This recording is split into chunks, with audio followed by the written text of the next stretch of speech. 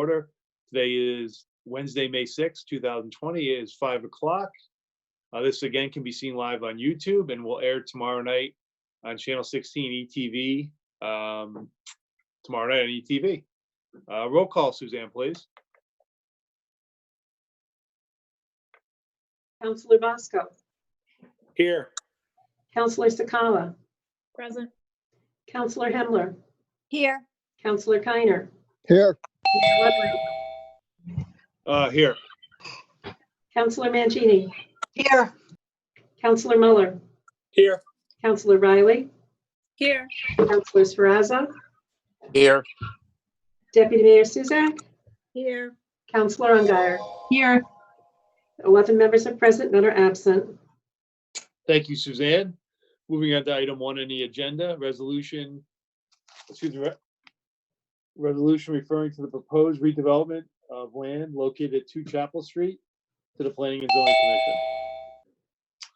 Whereas the town of Enfield, otherwise known as town, owns the property located at 2 Chapel Street, and whereas the town intends to redevelop the existing open space at the property in a new community gardens with a total of 50 new garden beds, whereas the Enfield Town Council must refer this proposed change to the Planning and Zoning Commission for a report of conformance with the requirements of Connecticut State Statute, General Statute 8-24. Now therefore be it resolved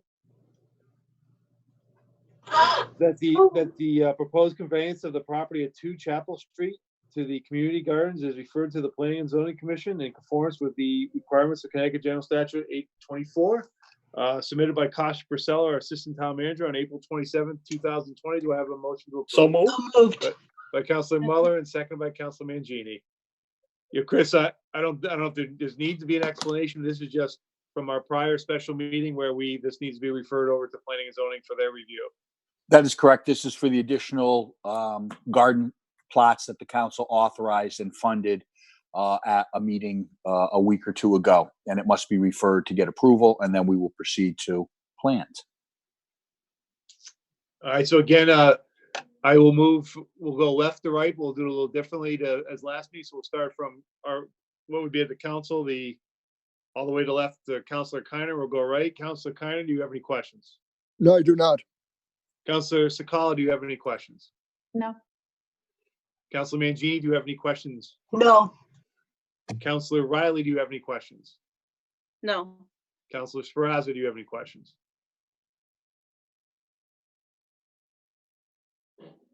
Councilor Sferrazza, do you have any questions?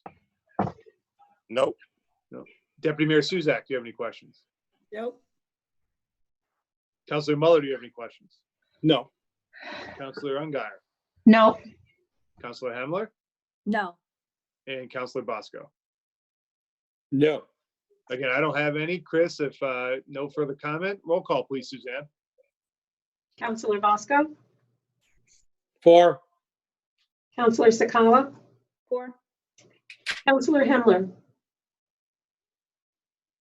4. Councilor Keiner. 4. Mayor Ludwig. 4. Councilor Mangini. 4. Councilor Muller. 4. Councilor Riley. 4. Councilor Sferrazza. 4. Deputy Mayor Suzak. 4. Councilor Ungary. 4. There's 11 in favor, none against, no abstentions.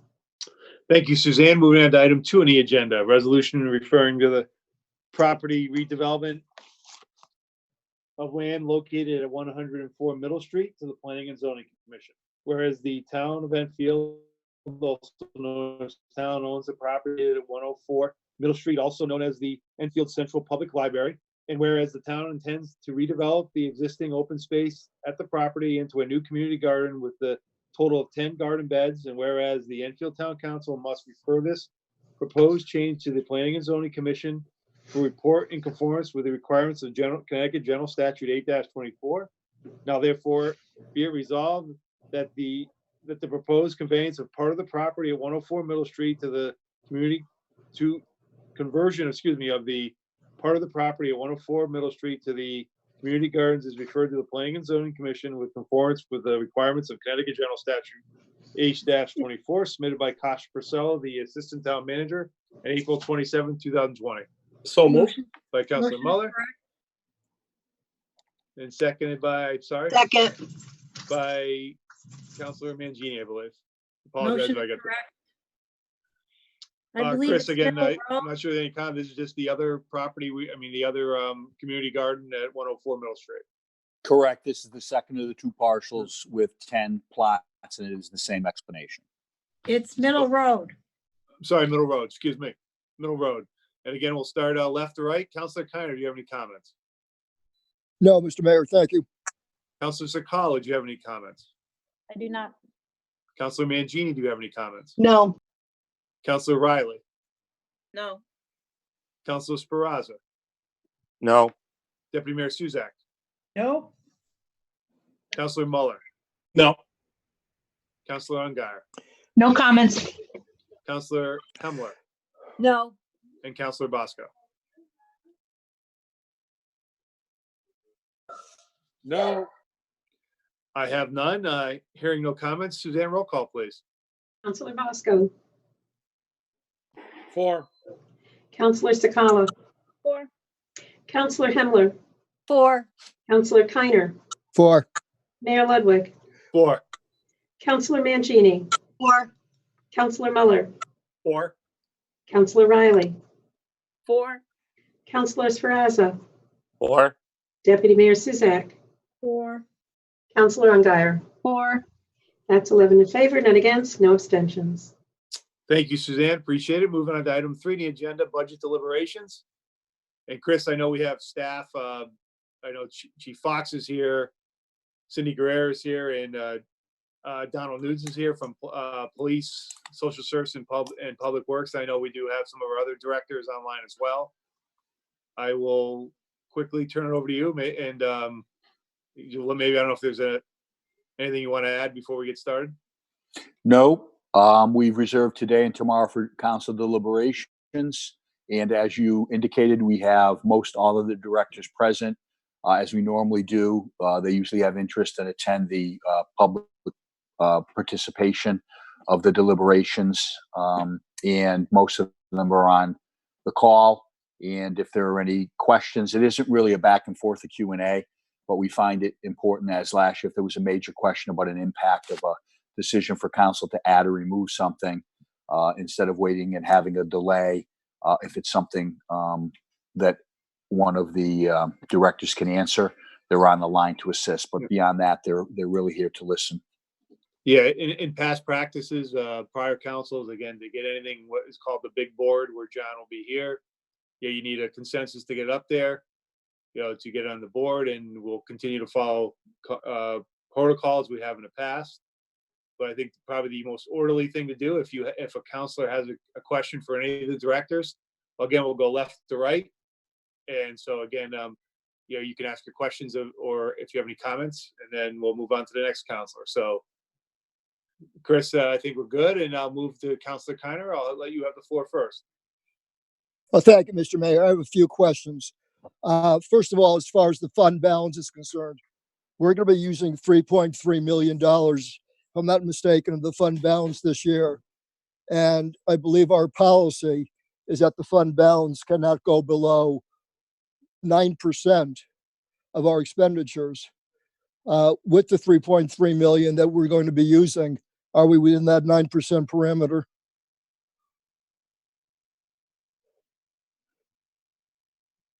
John is I on. don't know if you're on. Counselor Kiner, Yes. 3% parameter is, I believe it is about $12 million. Give me 1 second. Let me look up the actual calculation. The policy is 3% or not? Is it 3%? I'm mistaken. 9%, Bill. Projected Yes, expense. 9%. Okay, I was right. Okay. Which would be about $12 million, Bill, roughly. Okay. So we are within the parameters. No, Correct. okay. I would like to get a list of the unallocated expenses. I remember last year we were kind of blindsided, at least I was. There was like $700,000 left over that was going to go back into the general fund because that money was not expended that fiscal year. John, can we get a list of what those unallocated expenses are for this year? So if I understand you correctly, what it is, those are the items that are in CIP that are capital non-recurring fund that have not had any expenditures on them in the last 3 years. Absolutely. That's exactly right, John. Right. So they do not actually expire until June 30th. So we haven't gone through it and finalized our analysis of it yet. But there may be some change until that point in time. But I will get you probably by the end of the month. I could get you a list of what we expect will be expiring.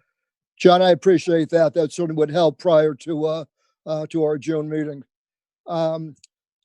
Chris, let me ask you this. I know that the Fire Protection Service, the 1.2 million, is in litigation right now. Can we talk about that, or is this something that's off limits for this discussion? Well, it's not in litigation at the moment. I would defer to the town attorney for any legal analysis. What the council had done previously is direct that Mr. Wilcox send a letter to the water companies indicating that we would no longer be responsible for payment of those expenditures commencing on July 1st of 2020. And he did send them that letter because the money was allocated until, from last year's budget through June. The letter was sent, so we've honored our obligation up until that point. But beyond that, the town will not be paying those water protection charges going forward, commencing July 1st of 2020. Let me ask you this. As we put together this budget, conceivably, we could be looking at a shortfall of 1.2 million. We seem to have a Mexican standoff here. How do we put together a budget when we don't know where that 1.2 million is going to be coming from? Whether it will be an expenditure on the town side or an expenditure on the fire department side. I guess it's a rhetorical question. I know you can't answer that, but it's certainly the question's hanging out there. Let me just a couple of the questions that I do have. John, I had asked you for the list of the lease payments, and I thank you very much for getting that to me. There's $1.8 million, I guess, in lease payments. Can you explain where those, I'm not sure I understand where the bulk of that money is going. I understand that some of it is going for IT expenses. I understand that. But, are there other leases that have large dollar tags involved that we should be aware of? And then the question, of course, is if these leases are costing us a lot of money, would it make sense to perhaps purchase rather than lease? And I don't know, because I don't know where these leases are. I don't know who the lessors are. I don't know how much money is involved, except for the bottom line of 1.8 million. A few years ago, when Brian Chodkowski was the town manager, we had developed a process to try and level out our capital acquisition costs, to try and keep them at a flat level going out, multiple years. So we didn't have big fluctuations, and we didn't have, an impact on the budget one year and not the next. Part of that process was to start leasing equipment. And so multiple of those payments are, there's several things that we finance through leases over multiple years. One of the items that we do is the remount of the ambulance. That we pay for that over, I think, a 5-year period. We obtain police cruisers, and we pay for those over a 3-year period. Each one is different. And I didn't realize that you had asked me for the payees, and I didn't put the amounts payable for each one, or the annual amount for each one with that. But those are the winning bidders because we go out to bid for those things. Okay. Yes, All right. Just what? item in the leasing Go, Jo- field is the energy performance upgrades that we went to referendum for. I believe it was in 2015 when that was approved. That the winning bidder on that was the winning leaser on that was TD Bank, and so that one is a large annual payment. That makes up probably the biggest share of that Okay. total. All right, John, thank you. Just one or two more questions. Our purchasing process is that when anything is purchased for less than $5,000, our policy is that only one bid is required. Is that right, John? That's correct. Yes. Is this pretty much common practice for most towns to only have one bid? Yes. My wife is a director of finance up in West Springfield. Hers is about 8,000. I think ours is a little lower than a lot of towns. State law requires go out. I believe it's $25,000 is the lowest limit for to require towns to go out to bid. Ours is set by charter at 15,000, so ours is a little bit more restrictive than the state law is. Okay, and just one last, and this is a comment, and then I don't know where we're going to go with this, but the WPC costs are just absolutely out of control. I'm looking at the figures from the last couple of years. In 2018, the water pollution control budget was 4.1 million. 2019, 6.4 million. 2020, 7.1 million, and it just keeps going up and up. And I think all of you have heard me talk about this before, and this is probably not the right opportunity, the right forum to talk about creating an authority that would require a charter change. And I'm sure no one's up for any kind of debate on that now. But these are costs that are absolutely incredible. And I don't know how we're going to stop it, or when or if we're going to stop these costs from escalating as high as they are. So that's just a comment. It's just something that I find very upsetting. And I understand that we're looking at maybe a $40 increase as opposed to an $80 increase. I don't know what the figures are going to be, but I do know that every year we're looking at tremendous increases. And I don't know how this is going to stop or when it's going to stop. And I just hope that there is going to be some mechanism put into place to kind of slow down this incremental increase. Mr. Mayor, I'm done. I thank you very much for the opportunity. I'm done for today. Thank you. Thank you, Councilor Connor. Moving over to Councilor Sakala.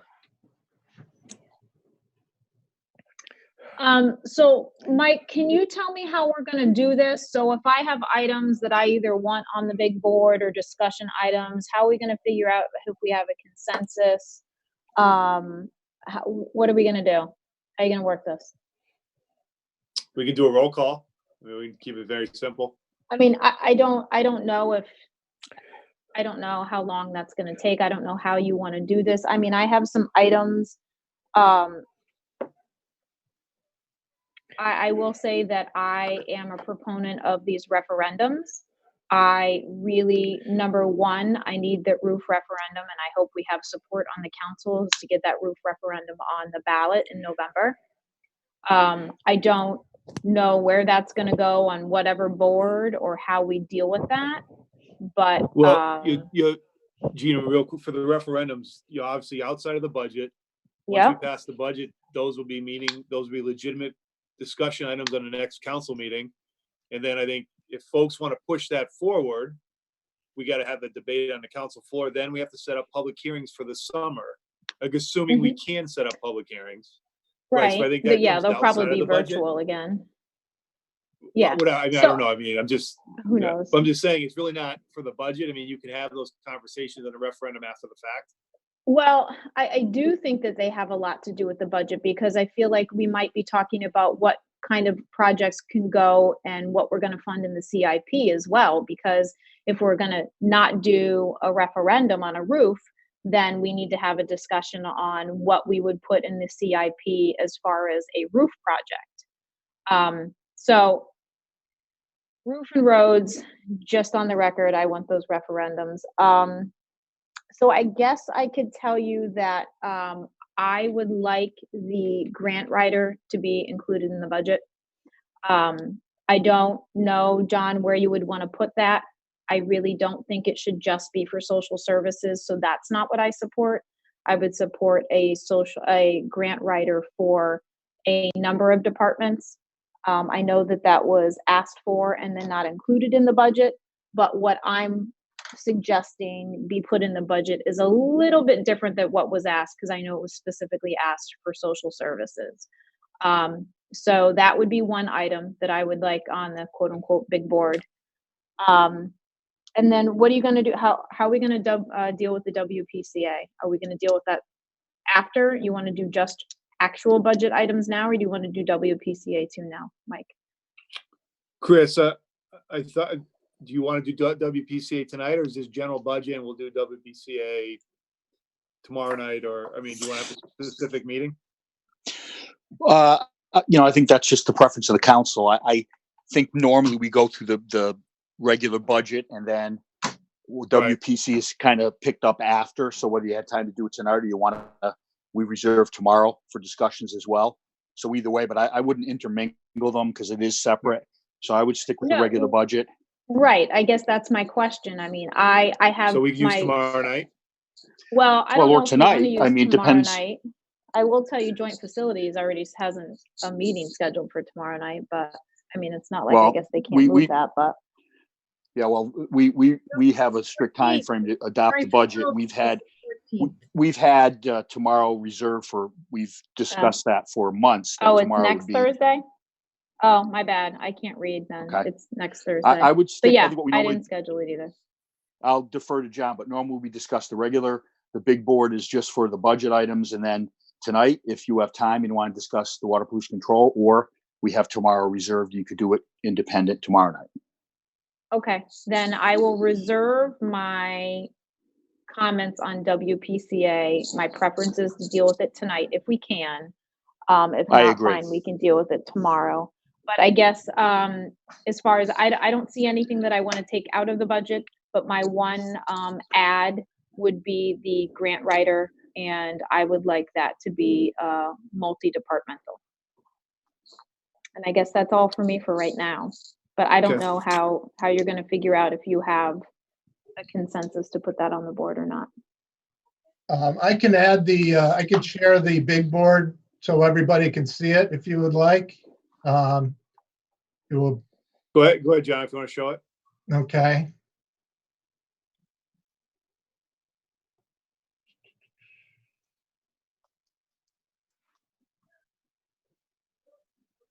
Yeah, I think there's one of two ways, Mayor. You could do it, as you said, to see if there's a consensus. You could do it after each council person, or you could, we could write them down, have John make a list, and then at the end, just go one by one and do a roll call on each to see if you just want to Yeah. include it on that board.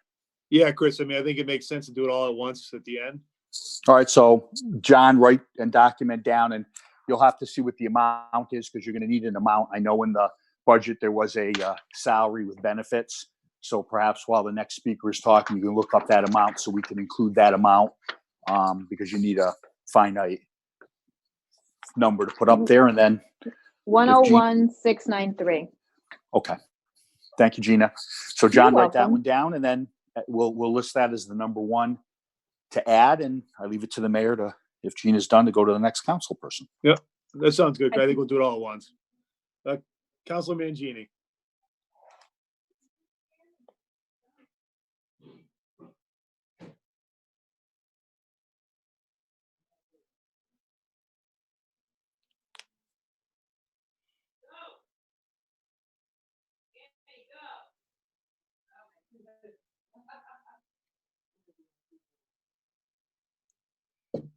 Right, John, minimize that and we'll, you want to bring that down?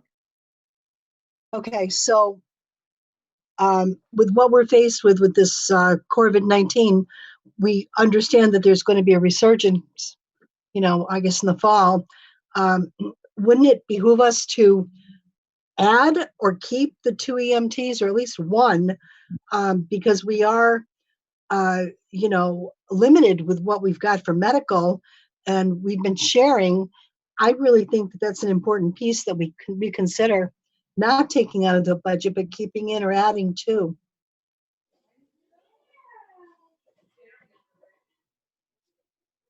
Well, I don't know if Aaron is on. Basically, that is a policy decision. We were able, whether we had 2 more EMTs or probably 5, given the high incidence of infection, it wouldn't have mattered. So I think it's a separate discussion. Really, the long-term objective was to increase the staff in hopes of doing different things with shifts and trying to increase some coverage issues and reduce overtime costs. But I don't know that that is something it's a significant cost. So again, with all of these positions, and I'm thinking that each one of these, if you don't have a commensurate cost, you're going to have a tax increase. So I just, I'm not hearing anybody offering any, reduction for the increase that you're suggesting. You don't have to do that, certainly, but I wouldn't recommend at this time, given what we know. And I don't think there's, any empirical data about what the fall will hold in regard to this particular illness. But I think it's separate and apart from that issue. And I appreciate the sentiment, but I don't think we can afford to be adding 2 people at this time in EMS or anywhere else. Okay, I understand that, Chris, but could we at least entertain the idea of maybe 1? I mean, I know that, if I'm not misunderstanding this, Aaron, being the department head, requested the 2. So, and again, your role as town manager is to, look through the requests, etc. I get that. I respect that. But could we at least put something on the board for consideration, or is that not part of the budget? No, it certainly is. And I think we could list that as the number 2 item, Gina's grant person. And if you want to revise that to add 1 EMT, John can look to see what we have, what the salary and benefits would have been, and we can be prepared to discuss that and see if there's a consensus. I will just add and let you know, Cindy, because you weren't on the council, the last budget, they had removed almost 4 positions from EMS that we returned. We had to, during the course of the year, return 2 AMTs and 2 paramedics that were cut to get us back up to 11 paramedics and 11 EMTs in the service, which is really the point that we are at. And we have found that is the sweet spot, as it were. But Aaron, looking ahead on her wish list, had indicated if we could add 2 more, that's something to consider. But I certainly, that's your prerogative to move to add the 1, and we can address it at the end with everybody else's requests. But it would not be something I'd be in favor of. But certainly, I respect your right to ask for it. So I would ask John to list that as number 2, and we can take our roll call at the end to see if there's a consensus to add 1 back in. Okay, thank you. I appreciate the consideration. I just have one final thought. I know we're hopefully going to be looking at the water pollution control issue at another time. On the transfer station budget, there was an item which was the scale house. Is that something, when we do discuss, that we can talk about those items either individually or collectively? I know the budget is very large that was presented, $565,000, but is that something we could further discuss when we do discuss the actual WPCI issue? Well, I think that would be appropriate for this discussion, because that's in our general town budget, not water pollution control. We did not include, we'd had the presentation earlier in the year from Doug Maxellen for the upgrades, and we were unable, given the fiscal situation we find ourselves in, to include any of those. So we didn't include piecemeal.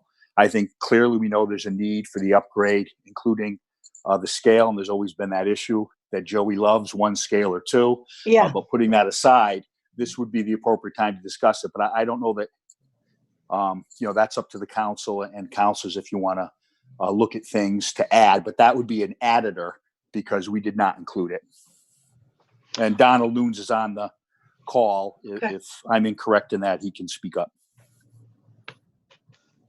Thank you. I appreciate the response. Hey, John, can you put down a big board? It's up, but only if you don't mind. Thank you, sir. Appreciate it.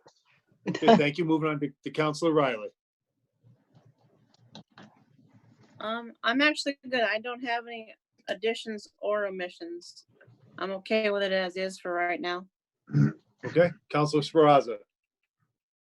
Well, Mr. Mayor, I'd just like to say a few things. First of all, you know, I think I speak for all of us when we look every day and we see the toll this virus has had, not only in our country, but even in our state, all the people that are dying, their families, certainly our prayers go out to them.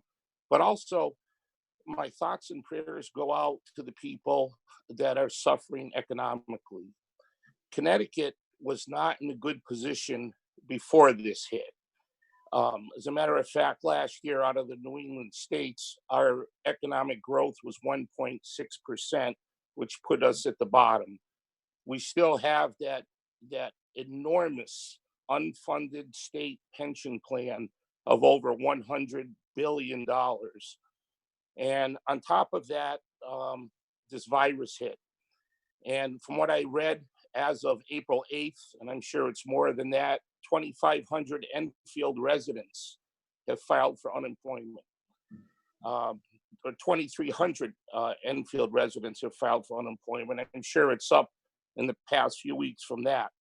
The state of Connecticut has lost their sales tax, their transportation fund on the gasoline tax. With gasoline prices dipping, there's not a lot of money coming in.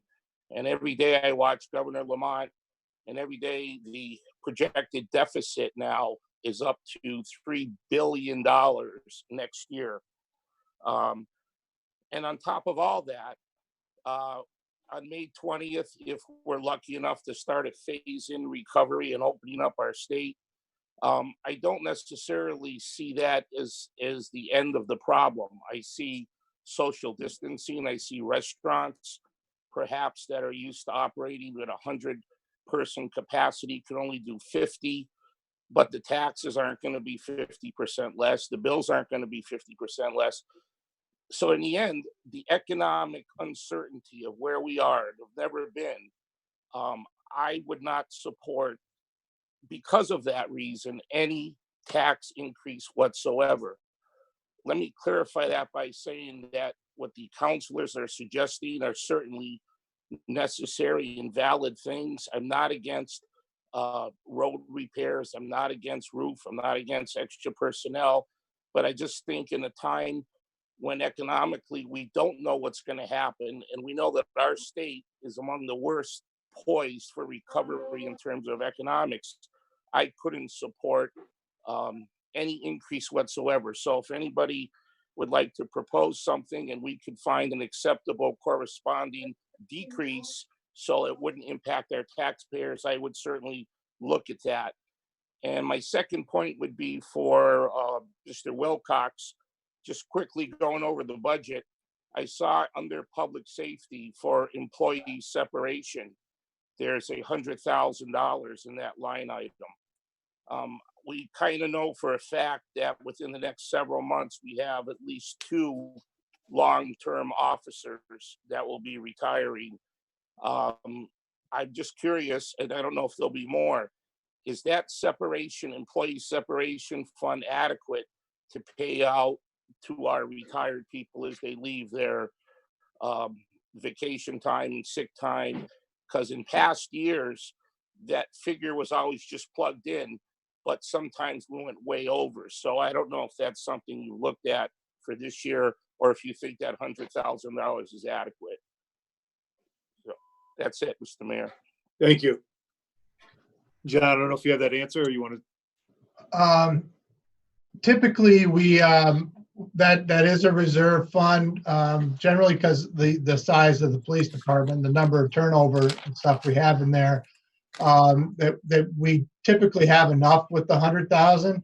Occasionally, we run into a situation where when you have long-term employees that do retire, that it does get exceeded. But I think so far we're okay. And I just need to look up that account in the GL and I'll let you know in a minute.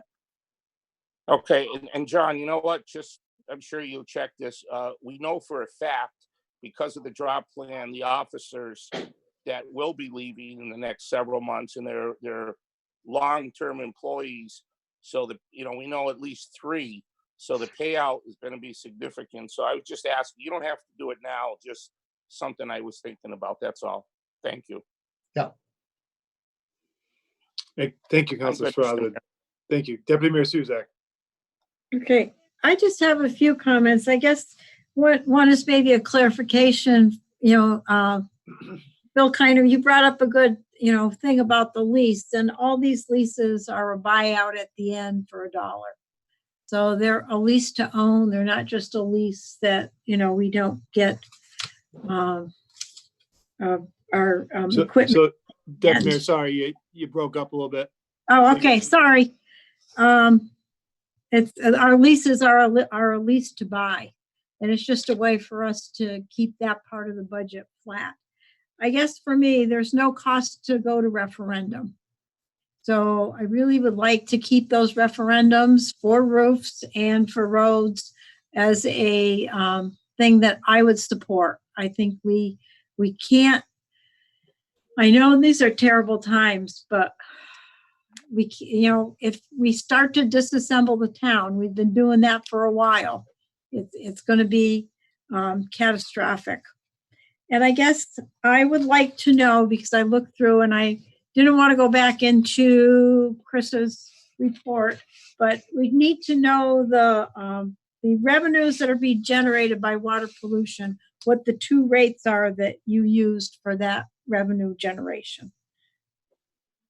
So there's the 2 rates, and because that's going to be important in us knowing, and that's a bonding thing. And I guess we probably need to understand that the $41 million worth of work that's being done down at the water pollution control, how that the short-term bonding is always more expensive than when we go for the long-term bonding, which brings me to the question, can we go back out into the market and perhaps refinance? I know we did this a number of years ago.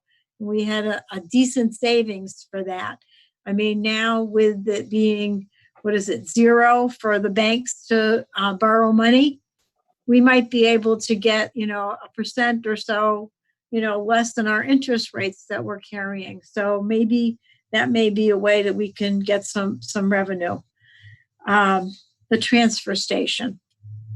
There's no money, I guess, in the budget for that. I thought there was design money in there. I think that's something that we need to put some money in that budget. I think at this point, I would be willing to support just bringing out water, putting in the septic and the new trailer, perhaps refurbishing the scale that we have. I'm not married to 2 scales, but I really think that, especially now with the COVID, I really don't think we should have employees that don't have running water. I'm sorry, I just, so if we put that on the board, I'd like to put a minimum number on the board, and I'd like to look at funding that through things that we're not going to be doing this year because of the COVID-19, that are funds that will be replenished next year. So I think there's a lot of things out there that we're just not going to be doing. And I guess I want to make sure that our election officials there at the voters, that we have enough postage in there, because everything I keep reading, we're all going to have an absentee ballot mailed to us. So I think with that being said, we better make sure our registrar of voters have enough money in their budgets to address all the concerns that this is going forward. So I'm not sure what number I want to put up on the board for the transfer station, but I would like to see some number go up there or something, even if it's just design, so that when we have money, we can start to do this work because it needs to be done. And I think that's all I have for now. I would just interject that we did increase design Go ahead, Chris. and we did increase in DPW at Donald's request, looking forward that we might have other projects come up. So we increased that. John can let us know what it was. I believe there's sufficient monies in there, and we wouldn't have to adjust it currently, that we did look forward to that. But in regard to an amount, I think if we're going to add yours as number 3, Donna, Yep. after the other 3 positions, why don't you know what the total cost was out there. So why don't you please just give us a ballpark, so at least for purposes of getting a consensus, you want to do half? You know, I'd like to see it come in around $300,000. I mean, Okay, you know, that's what I figured. Yeah, that would probably be around. I know we're a little bit higher, and then we looked at some other things with the water, and I think there's even more things that we need to look at. But I think that that's something. All right, for John's purposes, That's I wanted out him to there. have that when it comes up when the mayor takes the roll. So we'll put down transfer Right, do station we know- upgrades, 300,000. Right. Do we know the savings that we have from, you know, snow? Are we going to use that for the possible mill and overlay for Summers Road? And I guess for me, we normally buy gasoline in bulk. So we are probably now pumping into our cars more high-priced fuel than they could buy in the open market. So have we been looking at some of the savings that we could garnish through perhaps purchasing now some things that we know we're going to spend and use? Donald and John are looking at that. We're cognizant of it. It's kind of difficult because we do have contracts, so it's with certain providers, and unfortunately, it's luck of the draw. Either you get it and it's lower than the market, or you pay and the market's higher and you get a good deal. But we'll look at it. Yeah, because I know last time this happened, there were, you know, some of the people that we were providing gas to were going to, you know, your local fueling station and right. getting a better price. And it was kind of, you know, it's hard. It's hard when you buy large bulk of commodities that and unanticipated changes the way they did. Yes, and in regard to your question, snow removal, that was the really basis of Donald Noon's putting together his estimate of about having $110,000 to do the overlays and some of the improvements on the 2 roads you spoke of. So that'll be for the next council meeting to discuss. But we accounted for all the savings. Basically, they were attributable to the lower than average snowfall. So that's. Do we have any energy savings from the schools being closed? Again, you know, those things I'm sure we probably do, but we're looking for, you know, dollars here and dollars there to, you know, unfortunately it's difficult to get those estimates and use them in a couple week period of time when nobody was even sure if they were going to go back to school. And then there's some cost of heating and electrical and others that are kind of fixed, that even though the buildings aren't being used, there's a certain base level. So to get that, I mean, we'd be able to do that, Donna, going forward the next couple months when we look for other projects and we know that those have been realized. But to do it now and try to spend it in the next budget, I think that would be difficult to do. But we would certainly be able to do it over the summer when some of these other projects come up and we're looking for things that perhaps we couldn't do tonight within we can get my a little budget. slush fund.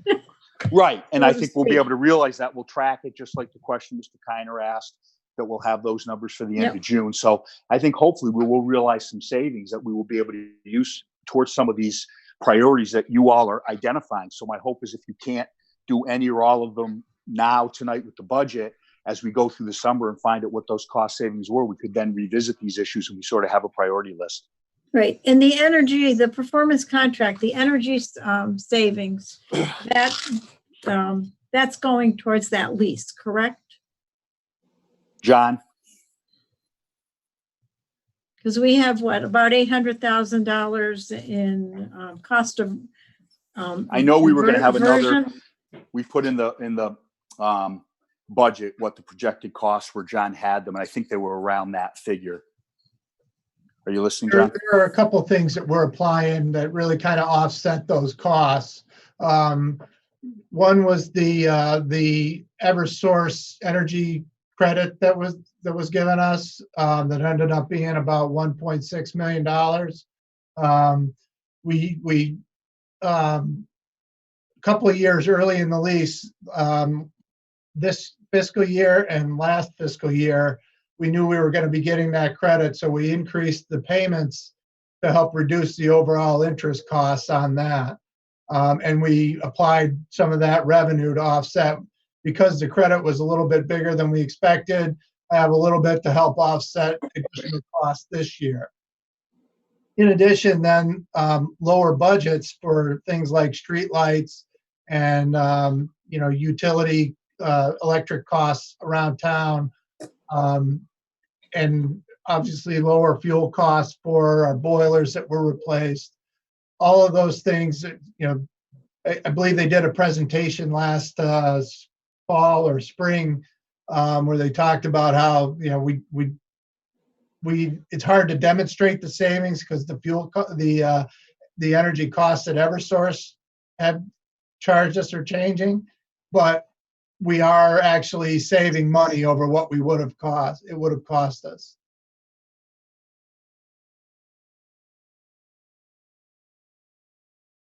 Thank you, John. Thank you, John. Okay, moving on. All set? Deputy Mayor Suzak?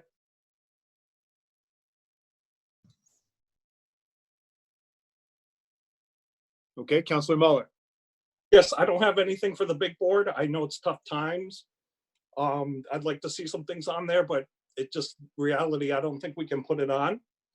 I did submit 7 questions to the town manager. I want to thank him and Mr. Wilcox, especially explaining the stipends, exactly what they were. Thank you. Thank you. Councilor Ungary. I don't have any additions at this time, but I do have 2 line item questions. Since we have Aaron and Cindy on, I was looking at the numbers for the rental equipment for the vehicles for EMS, and the last few years they were 33 and 32,000. It jumps down to 11, and then in 2021 it's proposed to 36. It's Aaron. I can answer that. Okay. Those are cardiac monitor. They're leased to owns. They have useful life of 8 to 10 years. So we finished paying off last year, and we need to now start again with our replacement plan. And I believe we put in for 4, but I believe that got cut down to 2 with the budget constraints. Okay, thank you. My one other question was for the senior citizens, the bus committee. The last several years it was 0, and then all of a sudden there's a $25,000 amount. So I was wondering what that was for. This is Cindy. It was put in there originally because there was going to be a proposal to apply for 2 new buses that were state funded. But with the state funding, we would have to match by 20%. And historically, it's come out of that line item. If I remember, John was looking to see what the amount was that was in there, and there was going to be enough if we proceeded with an application. Okay. Okay, thank you. That's it for now. Thanks. Thank you. Councilor Hamler. I just want to echo Councilor Sparazza's comments. The budget, it just has to be flat. So I'm concerned about what the state is going to do also. So I have no additions, and I did go through the budget line by line. I did ask a lot of questions. Thank you, John and Mr. Manager, for answering them. Appreciate it. Thank you. Thanks. Thank you. Councilor Bosco. Well, I want to start thanking everyone. I know it was pretty hard to do a 0, especially seeing as we know we have costs that go up every year, just like we do in our house. And this the same as we would do in our house when we don't have money. No matter how much it hurts, we have to cut and we don't spend. We had to do this 13 years ago, and we had to go for 5 years before we could get to the point that it was responsible to start raising the taxes. I am for a 0. I have no problem adding some stuff, but someone just got to tell me where it's going to come from, because you got to have that cut on the other side. So with that being said, thank you for everything you did. And, we'll have to deal with what we have. Thank you, sir. And, I'll be brief. John, do we have any indication on how the state's gonna handle their budget? So I've been listening to some of the governor's comments, and he indicated, again, he made a comment where he indicated it would have to be a flat budget for the state, but he sort of, kind of hedged his bets a little bit. Do we have an idea when they have any, timeline on when they're gonna pass their budget? I actually emailed CCM today to get an update as best I could. I really have not heard much of anything from the and nothing official from the Right. state yet.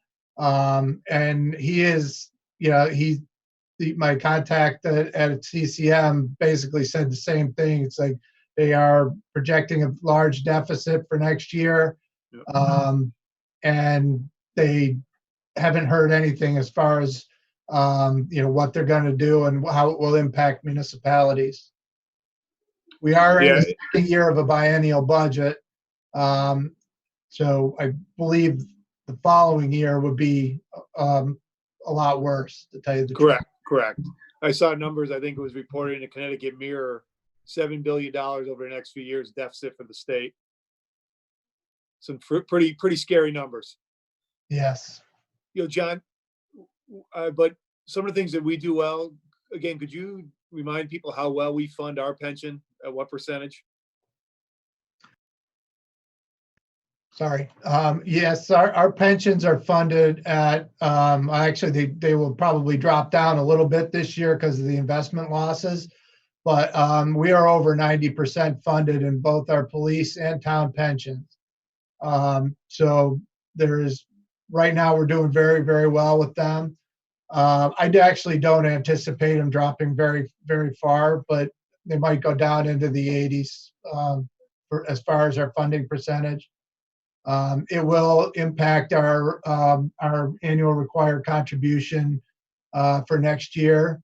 And I think he was a little bit conservative when I got his estimate, and that estimate is included in the budget for this year. So that's one of the increases in costs that we had to absorb. All right. No, thank you. And Chief Fox, I don't know if you're on. More of a comment and a question. I mean, I know we've invested in putting cameras, in various parts of town. I don't know if maybe you could just highlight, some of the positive that's come out of that. I'd be happy to. We have solved an incredible number of cases that otherwise would not go unsolved, and they've been some low-end things, and they've been some upper-end things as well. I got an email from somebody day before yesterday that was sort of lamenting Thompsonville issues, and I was able to respond to them with all the things that we've done as an agency. And the one thing they seized in their rewrite to me was the cameras. I think the cameras have paid huge dividends, and I realized that there is a $50,000 item. I haven't pushed for it because I know the world you're in. It's not my place to remotely advocate for what should go on the big board, but that's a $50,000 cost. Right. That's got great value. No, thank you. Again, I'll just end, again, I agree with Councilor Speraza. These are very important projects, and we've advocated for them. But with the deficits, coming from the state, not knowing what they're going to do with their budget, the uneasy, we don't know what our cash flow is going to be over the next 6 to 7 months. Unfortunately, there is going to be, when people talk about second waves, there's going to be a possible second wave of layoffs coming. We're hearing some large employers considering it. And, these are economic realities that we have to deal with. As much as I'd love to be able to do some projects that I know need to get done, we need to be very disciplined in how we spend our money. And I'm not going to, I agree, I'm not going to have tax increase. I won't support any of the add-ons. Even though I do support the referendums, at this point right now, if you have to ask me what my vote would be when we put this out, and the answer, I would vote no. I can't ask people to take on more debt, even for projects that are needed, when we're not going to understand what our cash flow is going to be for the next 6 to 7 months. And that's just my opinion. And, I think I appreciate the manager and superintendent doing all the work, and John and all his team putting this together in very stressful times. And I'm very worried, and actually thinking that unfortunately by the summertime, we're going to have more bad news coming from the state once they start focusing on their lack of revenue and a lack of revenue from the sales tax and other things that they are not getting. Unfortunately, this is what we learned 3 years ago. There is a trickle-down effect to our funding. And 3 years ago, they cut our ECS cost grant pretty significantly. And I'm not saying, I'm not foreshadowing, but I see things very similar to what happened 3 years ago. And so I think we need to be prudent. With that, Mr. Mayor, I will then say, I think it's appropriate. We've only used an hour. I think it would be beneficial to conclude this part and go to water pollution control, because that would certainly, I think we need closure tonight so that, then we will be on track. The CIP will be going to planning and zoning May 14th next week, and then we can vote on the budget the following week. So by my calculation, I'll just give the list, and you could do your roll call. But Gina had requested a grants writer for the town. That's about $101,000. Cindy had requested number 2, an adding of 1 paramedic. And I think for ballpark figures, it's safe to say with benefits and salary, I believe that should be around $75,000. John can speak up, but I don't think it's too far below or above that. And then Don had requested the third and only other additor of the transfer station upgrades of $300,000. Okay. So we'll take the first item, the grant writer, 101. Suzanne, I guess we'll just do roll call. Counselor To keep it Bosco. on the big board. Go ahead, Suzanne. Counselor Bosco. Against. Counselor Sakala.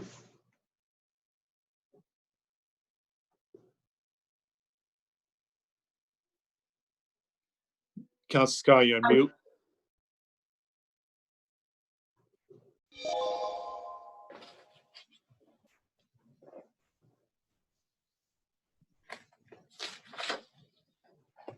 I'm not hearing her. I think you'd pass her, but I think it's safe to say she would be a yes. All right. Counselor Hemler. Against. Counselor Kiner. For. Mayor Ludwig. Against. Counselor Mangini. For. Counselor Muller. Against. Counselor Riley. Against. Counselor Sferrazzo. Against. Deputy Mayor Suzak.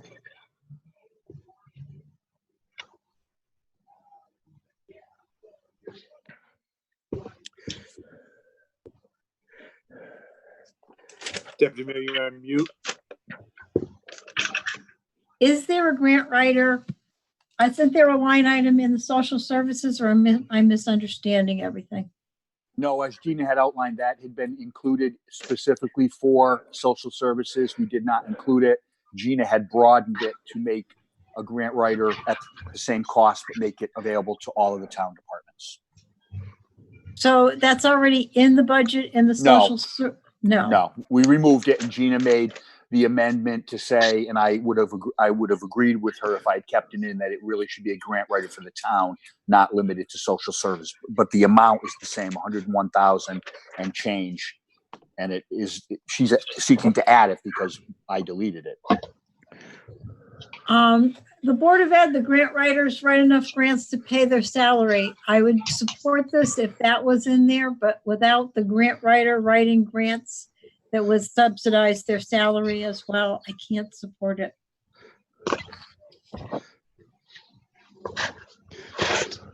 Counselor Ungary. Against. We have 3 in favor, 8 against, no abstentions. Thank you, Suzanne. Moving on to the EMS on the big board. And again, the addition of adding another EMS worker or paramedic. Suzanne, roll call, No, please. it was EMT, Mr. Mayor, just to be clear, an EMT, I'm not sorry, a paramedic. EMT. I apologize, Chris. That's EMT, okay. Just sorry. wanted to be clear. Yep, thank you. Counselor Bosco. Against. Counselor Sakala. For. Counselor Hemler. Against. Counselor Keiner, For. Mayor Ludwig, Against. Counselor Mancini, For. Counselor Muller, Against. Counselor Riley, Against. Counselor Sferrazza, I just want to say, I'm going to be a no on this, but for any of these items that were added, I would leave the door open if someone could show us where we could do some savings without passing it on to our citizens. I would look at it, but at this point, I'm a no. Against. Deputy Mayor Suzak, I'm going to abstain on that one. I have to agree with Carl. I think we probably need this and we need to find the money where we can pay for this. I think that it's really hard to put it up, and I'm sitting here trying to figure out where we can get money for something like that. But I'm going to vote for it. We'll find the money. and Counselor Ungary. So, Oh, sorry. no, go ahead. Okay, I agree with what Carl said. I hate to just vote for it now, and I'd rather wait and see if we can find the money somewhere else. So, against. All right, so there's 4 in favor and 7 against and no abstentions. Thank you, Suzanne. Moving on to the $300,000 for the transfer station. Roll call, please. Counselor Bosco, Against. Counselor Sakala, Absolutely. 4, Yes. Counselor Hemler, Like all the others, if we could find the money, I would say yes, but I can't. So against. Counselor Keiner, So, point of information, are we voting on the scale house upgrade? I'm not sure what $300,000 was for. If it's just for the scale house, or It's is the it for more transfer than? station. It was for the whole transfer station project. It was originally $550-something thousand. I think we originally, and then we got it down to about $500,000. And what Donna's suggesting is we see what we can start and do, maybe not do a full revamp of everything, but see what we can do for 300. So our vote would be for $300,000 would be for an upgrade above and beyond the scale house. Is that correct? Absolutely, yes. It would include one new scale, but also the other upgrades that we could fund for up to $300,000. Thank you, Chris. 4. You're welcome. Mayor Ludwig, Against. Counselor Mancini, I have a question. I definitely do support this project, and Donna, thank you so much for suggesting a dollar amount. I think that was a good move. The question that I have, though, I want to be sure that part of this money goes toward the water, like Donna mentioned, which is extremely important, especially now. But also the workers, I'm understanding that they don't even have a place to eat lunch. That's insane. I mean, I don't get that. So that's my comment, but I do vote yes. Counselor Muller, Against. Counselor Riley, I want all these things, and we worked so hard in facilities to get this, presented and done, and it's killing me to, not do this. But I mean, even our family's facing, furlough from Pratt Whitney in the next couple of weeks. I can't ask people for more money right now. I mean, if we could find money to maybe get the plans, at least, so we can get something going, sure. But for the whole thing, I'd have to say against. Counselor Sferrazza, Mr. Mayor, I have a point of order before I vote. Is it okay for me to ask Mr. Wilcox a question in reference to this question before I vote? Well, I mean, you already had your chance to kind of ask a question, but. Well, I'll save the question for later, but so my vote is against. But I do want to ask this at the end, but I vote no. Okay. Deputy Mayor Suzak.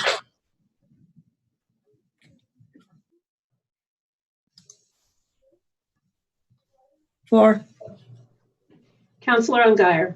I think this is long overdue. I'm voting for. Okay, that would be 5 in favor and 6 against. No abstentions. Thank you, Suzanne. So Chris, before we move on to water pollution control, well, Carl, we'll save your question. Is it specific to the budget we're talking on, or? Yes, yeah, specific to this. So the question's for Mr. Wilcox. So if this referendum had passed, I mean, if it was pushed on to November, and if the voters approved it, we would be taking on more debt service. Now, I know that we have debt service with the high school, JFK, and I went through the auditing report today, and it very clearly shows that when our bond rating comes in, they look at our debt ratio at a certain amount. I don't know what the numbers would be with this, John, but I don't even know if you can answer that. But if we took this extra debt on, would it in any way have any impact on our bond rating, which we all understand if it did, then we'd be foolish because we were going to pay more to go out and borrow the money. Is there any way you can answer that, John? I'm going to answer it for you, Carl, because we've had these discussions internally, and we would not recommend going forward with the referendum unless we were confident that it wouldn't adversely affect our bond rating. John has made those inquiries. We are getting close to a threshold, close to the Rubicon that we don't want to cross, but he has calculated if we were to propound to the voters a referendum in the numbers we have talked to in the past. Again, we'll have a whole separate council meeting on this, but if we were to look at the numbers to conclude and do a roads 2020 and an additional roof 2020, we would be still safely on this side of the point of no return where we would be taking on additional debt that would adversely affect us. So we have looked at that very closely. John and I have had detailed discussions about it, and we will look at that again, given the current economic market, to ensure that if we do propose to go forward, that we're still within those safe parameters. Okay, thank you. And I would add that this is a time of flux, and I in my 2 short years, I just want to assure the entire council that one of my priorities has been, and in hiring and in looking at the budget, is to do just what all of you want to do, to upgrade all of our facilities, our in capital improvement, whether it be roads or roofs or boilers, to get our infrastructure online, to have a maintenance and repair policy. That's why Jeff has spent almost the entire time we hired him in Public Works, and we looked to somebody who had great experience in facilities to say not only for boilers and repairs, but when do we paint? When do we do windows? And we've worked very hard, and we do have a priority list, because I think the thing we need to leave with our taxpayers going forward is a plan to not only make sure that we're not wasting money on needless repairs such as leaky roofs or overlays and patching, but to have a real plan that was begun with the roads, that I want to continue with roofs. So believe me, you're singing to the choir when you say we want to continue to do these things and not waste money on short-term fixes. We want to have long-range plans, and we're going to try to fulfill that, if not completely this year, but next year. That's why I had Donna look at the savings from snow removal, so that we could at least look to the 2 trouble roads that we wanted to include in the short term to actually replace and do something in the interim. And again, all these other priorities, we believe in them. They're all valid, and the work that Joint Facilities has done is amazing. And we all are very disappointed in this budget insofar as all the things we can't do compared to the emergency items we are going to address.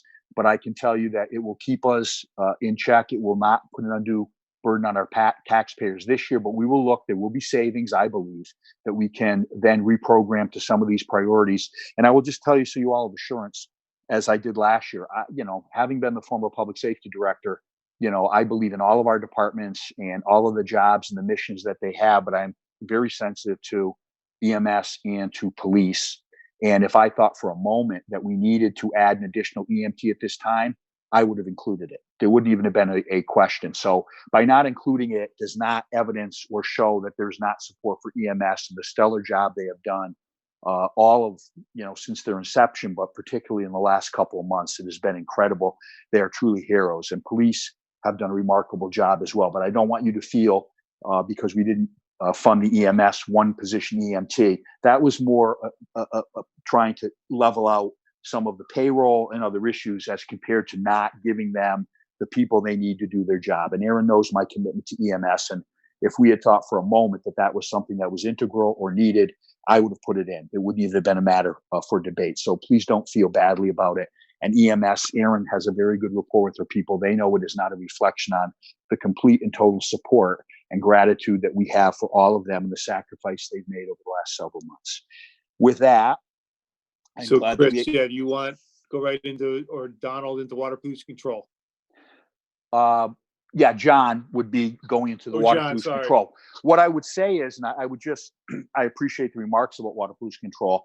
I would just say that, and I didn't respond earlier, I knew we would be speaking to it about, increased costs that Mr. Kiner had referenced. And I will just say that, the legacy of water pollution control was it was never, until it was spun off to be its own entity, it really was not properly funded or addressed because nobody knew the cost, because it was absorbed into the general budget, and the taxpayers didn't see a particular bill for monthly charges or volumetric. But nothing has dramatically changed, and the questions can be answered. But we've done plenty of presentations with Woodard and Curran. We've put up on the board what our current cost of running the plant is. It's right in the middle as compared to other municipalities. And in fact, with this over $36 million upgrade, which we are doing, which should be complete hopefully in October, we will have a state-of-the-art facility, which many, many communities in our area do not have. They are at capacity. They have deferred doing their upgrades, and they are at a deficit because of that, and expansion and with economic development. That's not the case for us. We are poised to be able to have expansion with businesses, with current and new businesses.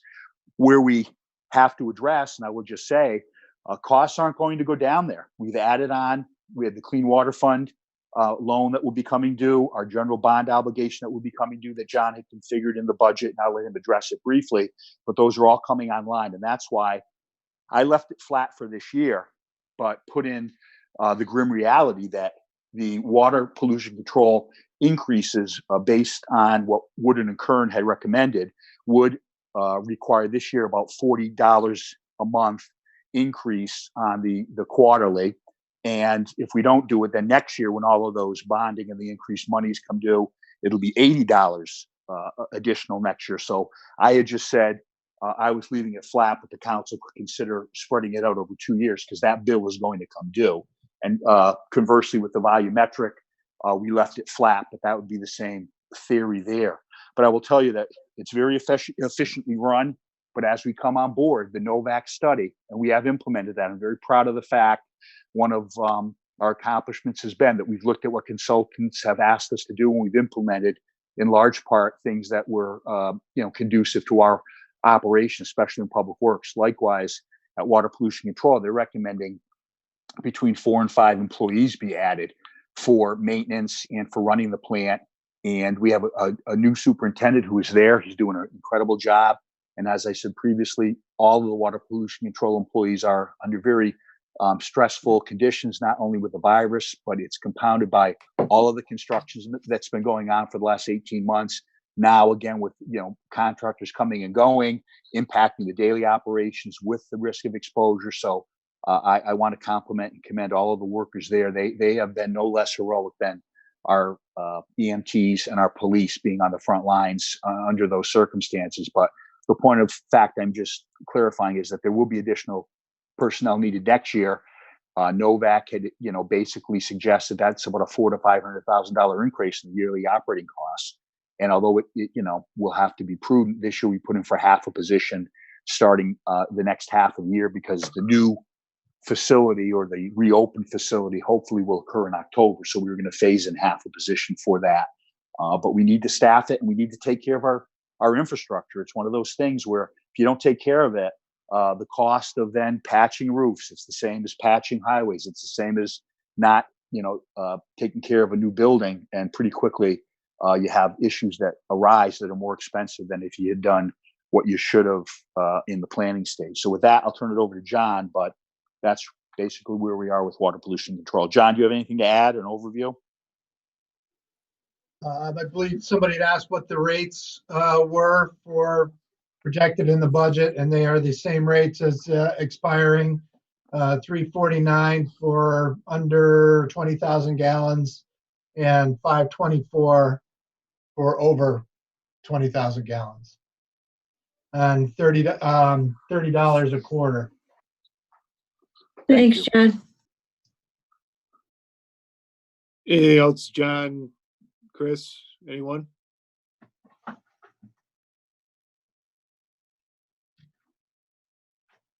Okay, again, we'll go left to right tonight, and next meeting we'll go right to left. So Bill, you have the floor. Councilor Connor.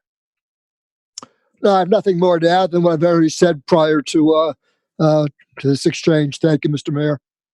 Thank you. Councilor Sakala. Thank you.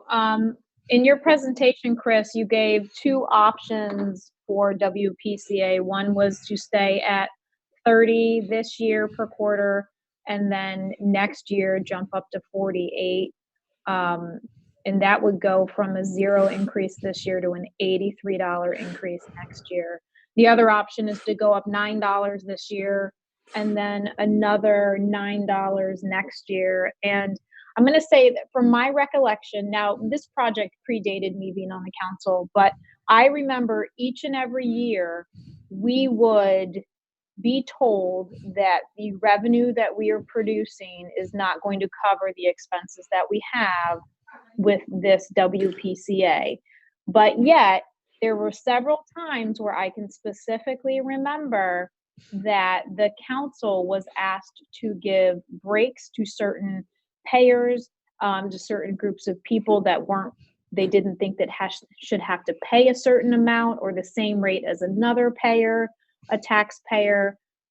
So we have put ourselves in this situation year after year after year. And I mean, Carl, in my opinion, it's kind of like that huge unfunded pension that you were talking about and saying that the state has done such a bad job about. It's exactly what we're going to get into right here if we don't start raising these rates now to make it sufficient. Because I'm going to tell you, I highly doubt next year $48 is going to be enough. I bet it's going to have to be more than that.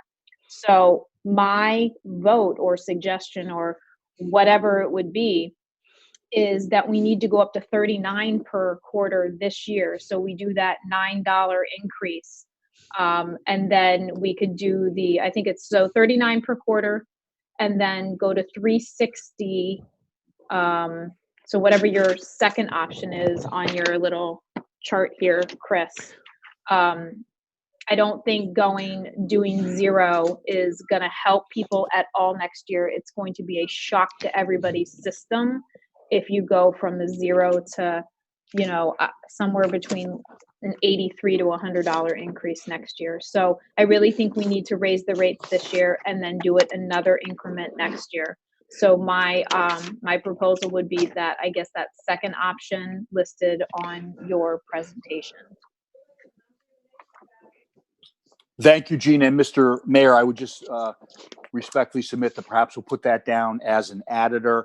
And then at the end, we could do the roll call just like we did on the regular budget, if that's acceptable. Well, do we have to make a decision tonight on water pollution control? Because yes. You presented the budget. So, I mean, folks have both options. Well, if we don't change it or make a difference, it will be my budget. And we only have a couple of weeks. So one way or the other, we have to conclude it this evening. So you can, Okay. All right. Okay. Understand. Okay. Thank you, Councilor. So wait, can I just make, let me just make sure. So in this sheet that I'm looking at, that presentation, so in your budget right now, Chris, is that first option, right? That has a 0 increase. And then your second option is the one that I'm suggesting that we do, which is what we would need to add in, right? That is correct. I left it level Okay. at 0, Yep. but in my budget I showed you what it would be next year, but Yep. that you could even it out by dividing it, and then, Yep. yes. All right, that is absolutely. correct. So I think we should do that 50%, which is $9, and then the increase in the 360. All right, thanks. Thank you. Councilor Mangini. Yes, thank you. I want to echo Councilman Gina, her thoughts, because again, I don't believe that next year it's going to be anywhere near what it's stated on this chart. I believe it's going to be higher. And I think that, if we take the reasonable approach, even though there is an increase, it's going to be far better than $83 per household the next budget. So I definitely would support that. Thank you. Councilor Riley. Okay, so I just wanted to be sure. So right now it's 30 a quarter. If we did the 50%, is that $48? Is that added to the 30 so that it becomes $78? Or No. it just goes up to the 48? Goes up 18. It would be $9 this okay. year or 18 next year. Right. Gotcha. All right. I'm personally all for splitting it up. It's a lot. There's going to be a lot more problems if we ask for it all at once later down the road. Then you have to like ease people into this so that they can budget out their lives appropriately. It goes much easier at a gradual step.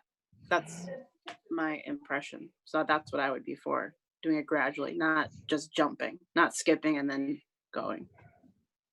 That's all. Okay. Councilor Speraza.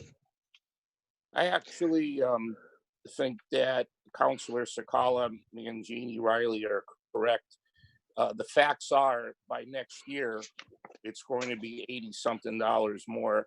I'd rather split it, like Gina had said, 50% this year and 50% rather than pile it all on the next year. So I'm for the 50% option.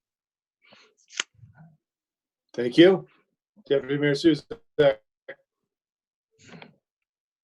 I'm for the 50%. And also, does anyone know, I mean, we collected about 1.8 million in delinquent. Has that helped at all? John? It has we did cut into our negative fund balance a good bit last year. And that's one of the reasons we never, just to give a little bit of history on it, in the mid 2000s, we went for several years where we did not transfer enough money to actually pay the expenses of the Water Pollution Control Fund to cover those expenses. So revenues were not high enough, and expenses to cover the expenses, we end up with a negative fund balance because of that. But obviously we need to still pay those expenses. So they borrowed money from the general fund to pay it. And that's what we're trying to work through and pay back.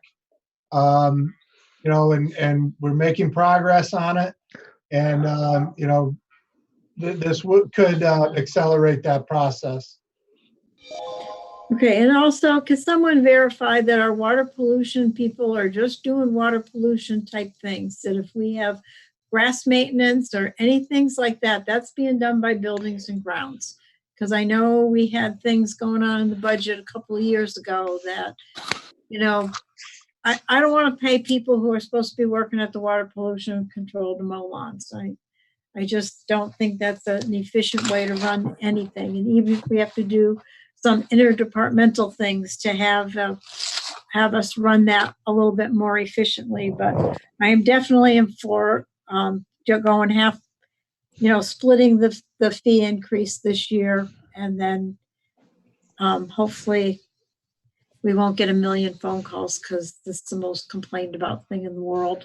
I wish we could go to one billing a year and roll it into our tax bill. Councilor Muller. I'm for splitting the sewer fee as well, the $39 per quarter, the $360 and the $539. Thank you. Councilor Ungary. I have no questions, but I do support the 50% increase. I think that's the way to go. Councilor Hemler.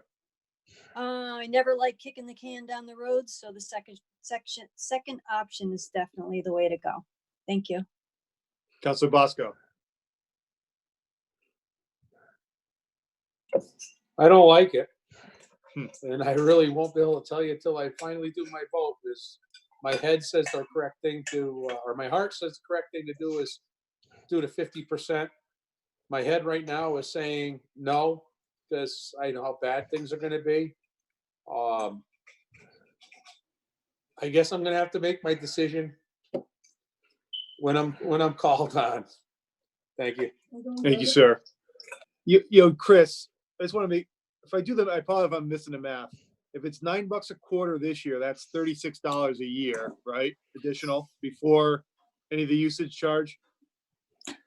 John, you have it in front of you there, so could you please just make sure that we're all on the same page with what Yeah, I keep hearing 50% this year 83. increase? Yeah. Because if it's $18 the next year, that's $72. I just want to be. Nope, John, please give the option that I gave in the budget, the page. I don't have that page in front of me, but please, when we gave the 50-50 option, could you tell, so when we do the vote and you prepare the resolution, we'll be on the same page? Right. So the amounts would be $39 per quarter and $3.60 at $5.39.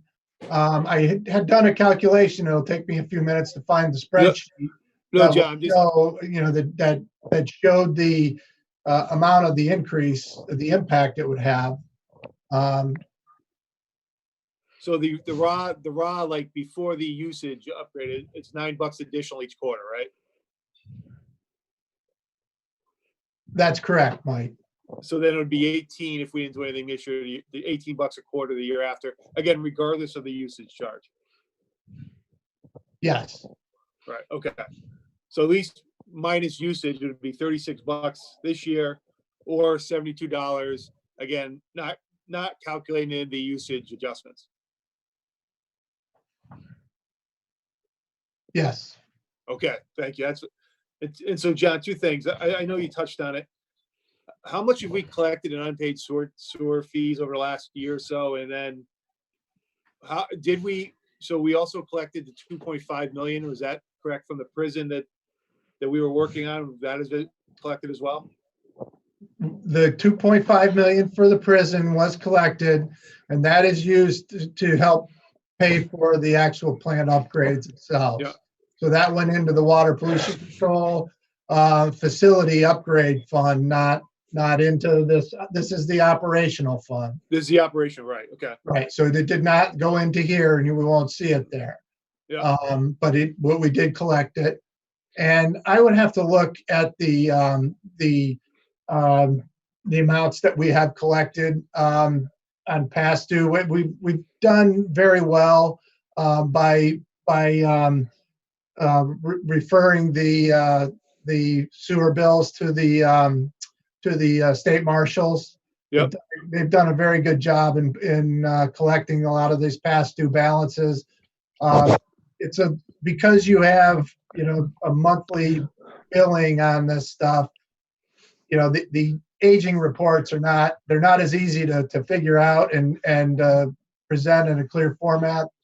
So it may look like we still have a lot over 90 days outstanding, as opposed to another like a tax bill or something like that.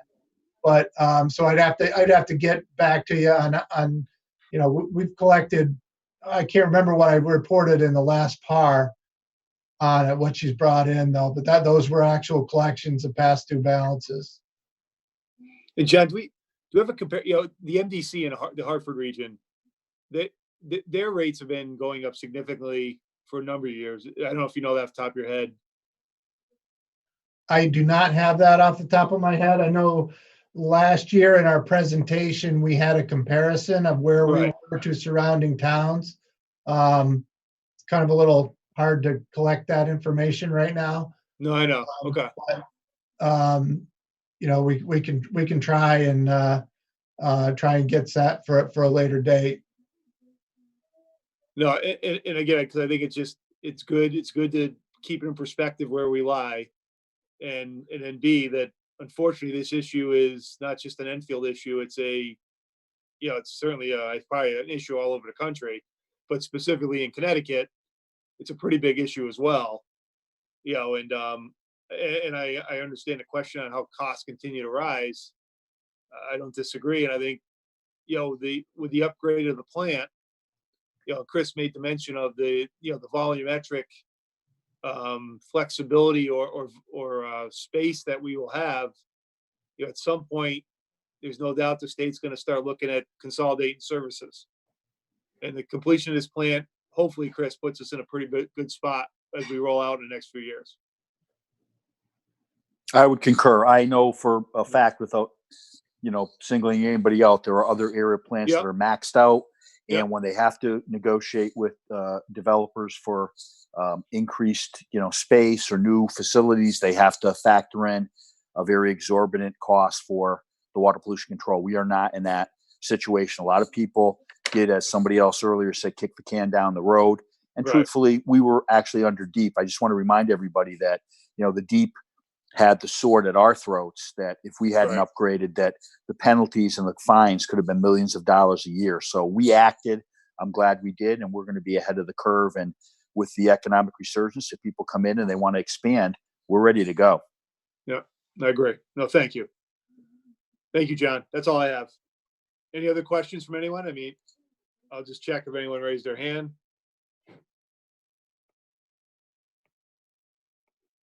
Hearing none. John or Chris, anything else in closing?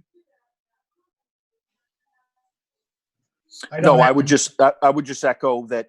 Although I put in the 0, you are all exhibiting profiles and courage. That I wanted to make sure that we included the option for you, and I think you're being very prudent, and you're being very you're using foresight and vision to not have a much bigger increase come all at once next year. And I commend you, and I would support your doing the 50-50 approach. So Suzanne, roll call will be, so the vote will be a yes or no or an abstention if they would like to move to the 50-50. So that's what the vote will be. So everyone's clear, that is what the vote is for. So I just want to make sure everyone's clear. And Suzanne, roll call, please. Counselor Bosco. Right. Hopefully we can get some other towns to bring their waste to us. I'm going to vote no right now. Counselor Sakala.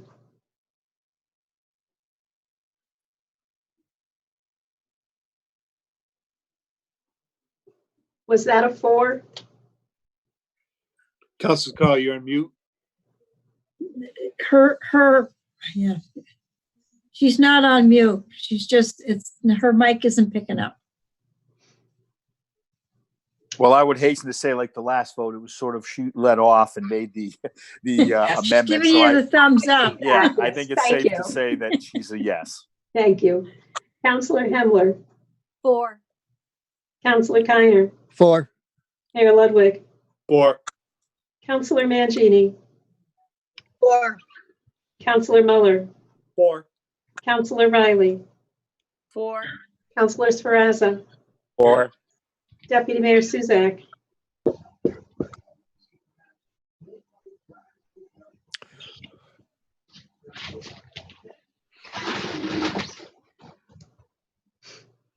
Deputy Mayor Suzak. 4. Counselor Ungary. 4. There's 10 in favor, 1 against, and no abstentions. Okay. Thank you, Suzanne. Chris, so this concludes this meeting, unless you have anything else you would like us to go over.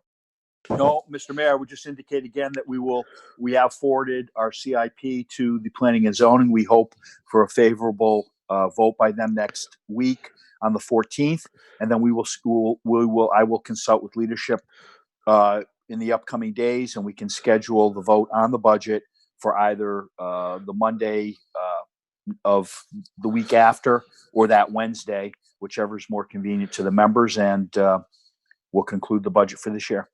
Thank you. Thank you, Chris. Do I have a motion to adjourn? Motion.